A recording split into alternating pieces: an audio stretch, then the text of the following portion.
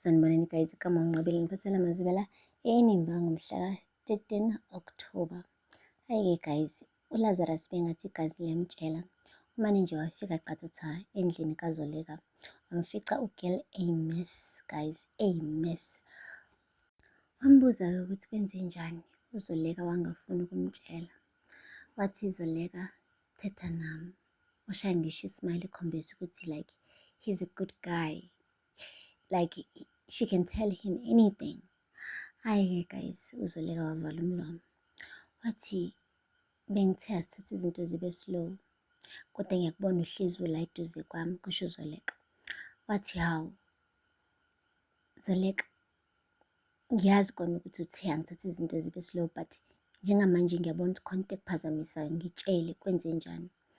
Wathi ngicela mina nawe sihlukane, kusho uZoleka. Wathi ngoba kuthini? Zoleka, mina I love you, okay, futhi ngiyazi nawe ukuthi you love me too, so thetha nami kaloku kwenzeka ntoni? Hayi, wamane washo uZoleka guys, wathi ndimithi. Yeyi, kwaba blank kuLazarus. Yazi kwangathi umhlaba uyama, yonke into yamanzi. Wathi uyidigesta nje le ndaba for a few seconds, waphinde wabuza, wathi uthini?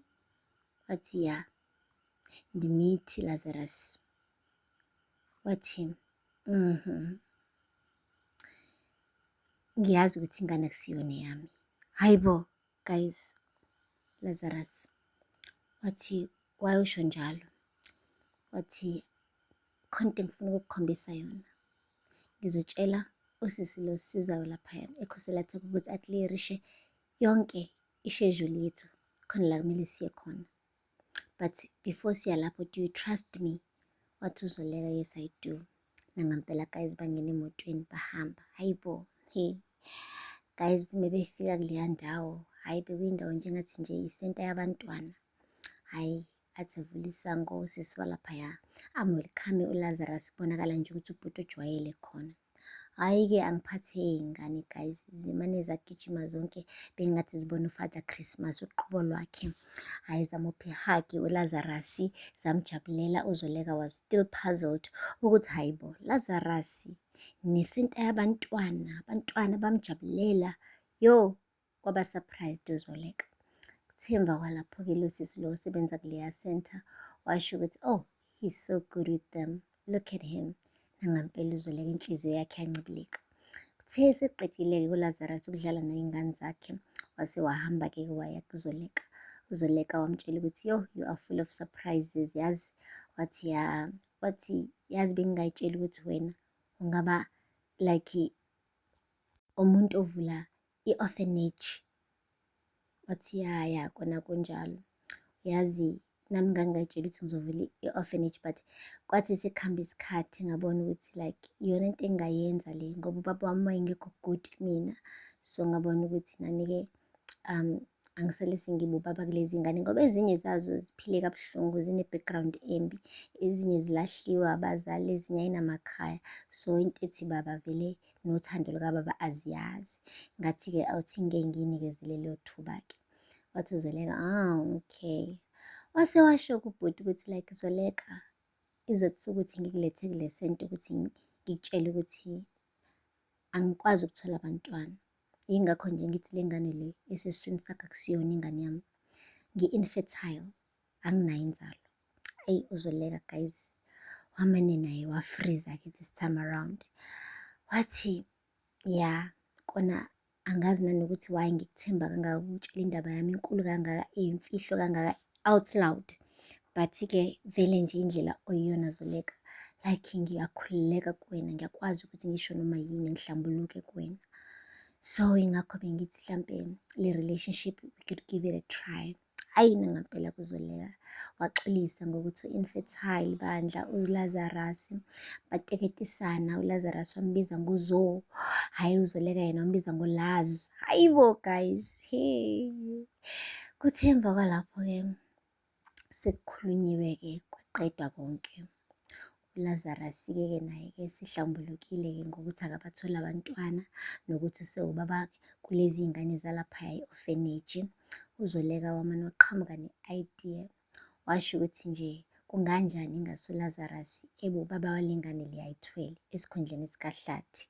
Washo ukuthi leyo kuzobe i-first start kubona yokuthi bobabili bethola ithuba lokuba bazali ngendlela e-proper. Cause mesikhumbula kahle guys, uZoleka akasitholanga ithuba lokuthi abe umama oqotho kuqhawe ngoba uHlathi wamane wamphuca uqhawe the moment ethi ufuna ukufezekisa amaphupho akhe laphaya phesheya kwey'lwandle.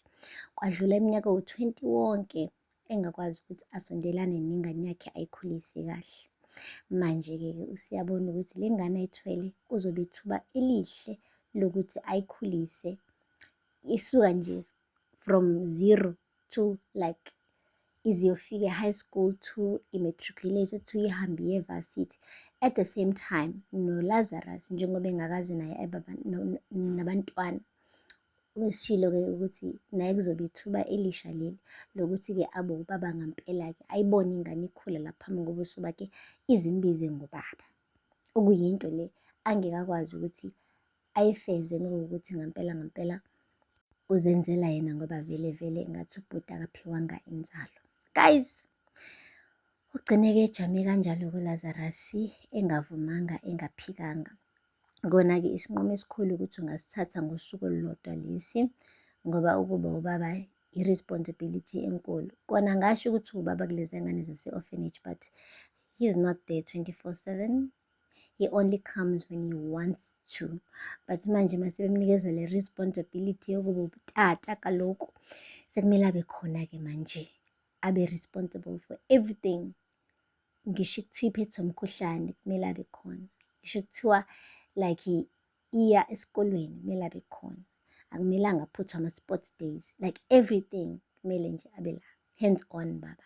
So akamnikeze isikhashana sokuyicabangisisa uZoleka le ndaba ngoba it's such a huge decision to make, especially wazi kahle ukuthi ubaba wengane wangampela nangu la eduzane Hlathi. And uyazi futhi ukuthi the moment athole uHlathi ukuthi ingane yakhe guys kusezoshuba. Hhayi-ke ngapha-ke koHlathi benoThumeka the newlyweds. Hhayi kumnandi guys, baphuma kwi-honeymoon yabo kubonakala nje ukuthi love is in the air. Kodwa-ke uThumeka bengahlalisekile neze kahle ukuthi uZoleka bengakaze amtexte after engafikanga ngisho nasemshadweni wakhe. So uyasho ukuthi manje kwenzenjani ngoba bengathi u-right ngokuthi ushada noHlathi. Washo kuHlathi ukuthi mhlawumbe ubezenzisa lo usanesikhwele nje. So asikhohlwe yena siqhubeke ne-honeymoon yethu noma kuthiwa sesibuyile laphaya kwi-vacation but la ekhaya singaqhubeka nayo i-honeymoon yethu. Bavumelana kanjalo-ke guys. But lo mshado-ke wabo-ke asembe uzolasta and angeke size siphike guys. Noma kuthiwa uyalasta noma kuthiwa awulasti but akukho okushintsha ukuthi ingane le ethwelwe uZoleka ekaHlathi. So manje sekuzomele bedecide ukuthi ngisho-ke amathiwa-ke bayazi ukuthi ingane-ke kaHlathi bethola one day, ngabe lo mshado lo wabo-ke awuzoba ne-crack. Ukhrekhiso ukuthi-ke manje uZoleka usenomntwana-ke omusha kaHlathi. Guys yozala Nkomono. Ngaphela lapho ngamazwi namhlanje, ungakhohlwa ukusubscribe and like and comment. Until next time, bye.